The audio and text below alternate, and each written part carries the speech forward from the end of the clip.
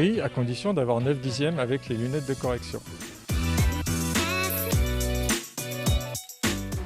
Alors, on va déjà respecter l'ensemble des éléments comme pas d'alcool, pas de drogue, pas de toxique, avoir une bonne visibilité au niveau des pare-brises, au niveau de l'éclairage et avoir une bonne visibilité au niveau de sa vue. C'est-à-dire que ça veut dire qu'il faut éventuellement faire contrôler sa vue chez son ophtalmologiste assez régulièrement, surtout au-delà d'un certain âge quand la presbytie nous gagne.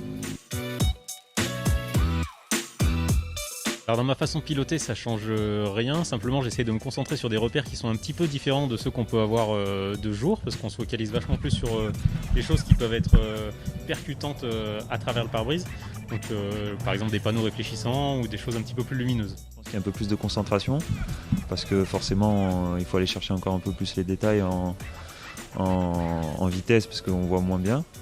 Après on est avec des rampes de phare assez efficaces aujourd'hui, donc en général il y a quand même la concentration qui change un peu, mais sinon voilà, rien de particulier. Oui, ça a forcément un impact de nuit. La nuit, il fait noir déjà, donc c'est clairement, on voit moins bien. Après, on a des phares, on a des choses qui nous permettent de voir un petit peu mieux, mais on n'a pas la même visibilité que de jour non plus. Les conseils, je pense qu'on est plus ou moins fait pour ça, entre guillemets. Il y en a qui ont plus de mal à rouler la nuit. Je pense qu'il faut essayer de baisser au minimum la luminosité dans la voiture, tableau de bord, etc. pour pas être trop ébloui. Et puis voilà, non, c'est essentiellement l'éblouissement, je pense. Tous les jours, je pense qu'il faut un pare-brise bien nettoyé déjà. Il faut que la vue elle soit bien adaptée, les verres soient bien adaptés à sa vue si on a besoin de correction, ça c'est important.